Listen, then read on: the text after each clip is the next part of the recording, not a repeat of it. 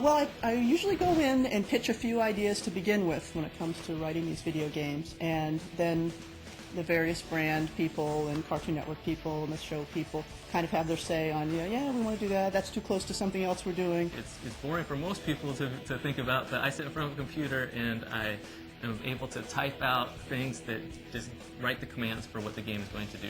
The code is kind of what makes the art do something in the game. Otherwise, it's just a movie or it's just a picture. So in this case, if you want to be interactive, that's kind of how the code does it, is brings the pieces together. I'm responsible for working with all the artists and kind of supervising the overall feel of the visual elements in the game. The sound engineer is in charge of all the sounds for the video game, and I'm kind of overseeing, aside from sound design, which is creating the sound effects and placing them within the game, I also oversee the voiceover, how they're going to be placed, and the music, and overall launch, everything within the game. I am the project manager for the video game. I oversee all departments, and I'm also the liaison between our studio and our publisher and licensor. So I'm kind of the point man to get everybody communicating, and also, of course, to make sure we're staying on schedule. In the many departments, usually art consists of level artists, not so much design, but the creation of what you see in the game. The worlds, the environments, the trees, the things that you're going to interact with in the game. Yeah, the video games are like additional alternate adventures, as are the books, as are the comic books. It's not, if it's not in the TV show, it's not really canon, but we do try to keep it as close to things that would be possible within the TV show. Bringing a 2D character to life in the 3D poses many challenges. On a 2D show, you have a lot of allowances that you can do, like show characters only on certain angles that are ideal for the character. In 3D, we don't have that luxury. We have to show the character, at all angles because the player is in control. If you think about what's in the show versus what's in the video game, there's a lot more animation in the video game than there is in the show. So we're very thankful for any references that we can get for how these characters move and how they fight, but the majority of it is stuff that we have to come up on our own. Because Ultimate Alien, the show, is new, we were kind of co-developing the game at the same time they were developing the show. So we ran into instances where some of the new alien forms, we didn't know exactly what they did. Well, there's so many new characters in this new game, and as exciting as that is, there were some issues. One issue we ran into at the beginning of development is these characters weren't fully fleshed out yet. In our example, there's Amphibian, who's in the game. He went through several color designs, and patterns even, and textures that we had to redo because the studio was trying to find his, the right look for him for the show. A particularly challenging aspect of developing sound for this video game and the previous Ben 10 as well is just the amount of aliens and all the sounds that accompany those particular aliens. Aside from being varied and unique, just the sheer amount of them is a challenge. Environments as well in the game, we're taking the player all around the world. So they're going to be going to pretty much every continent.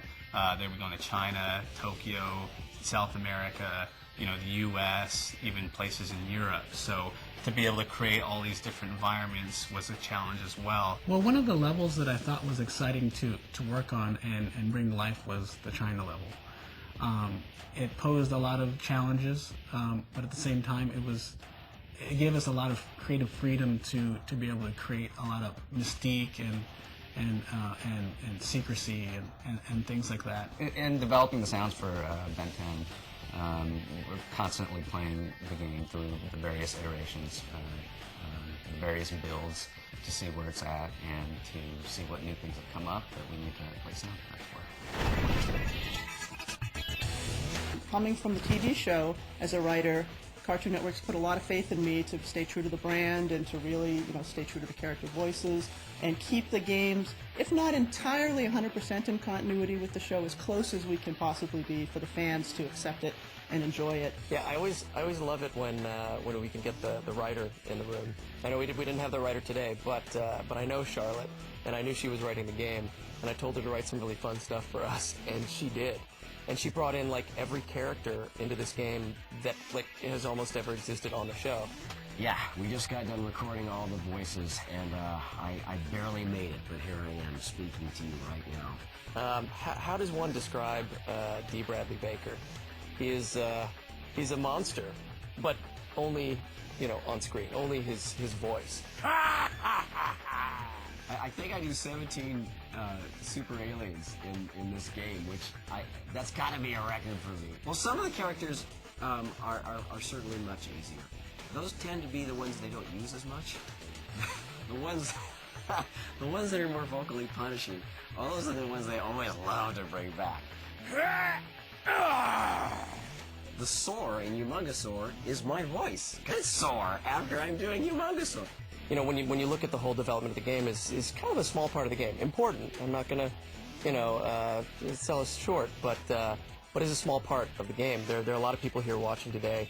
You've got producers and people who are going to be, you know, directing the different elements of the video game, designers, and you know, including the voice director and engineers to make sure all the stuff gets laid down as it needs to.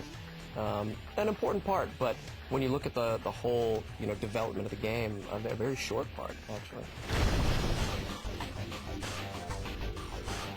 We have 17 characters in this game that we've been developing for, and it's a lot of animations that we have to do, a lot of different attacks. We added the specials in here, so you have like 4 extra ways that are not just additional things that you can do, but they're like super powerful moves that make the player realize that, hey, you know, I'm a superhero here. Well, so what's big in this game are the ultimate forms.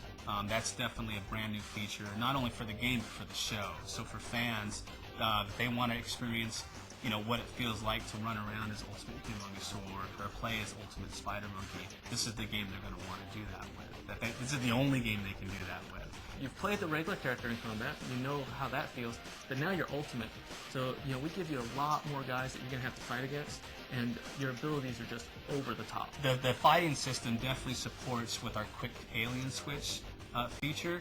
You can start a fight with Swamp Fire, and as I hop to another one, I can switch to Big Chill, defeat him, you know, backflip into another one while switching into Spider Monkey, you know, and conquering this guy, and then finishing off with Humongosaur mid jump, and to kind of polarize him into the ground. We've got better animations, we've got more characters, we've got more effects, we've got more abilities, the environments are more robust. Yeah, so many characters, you know, brand new original story that was written.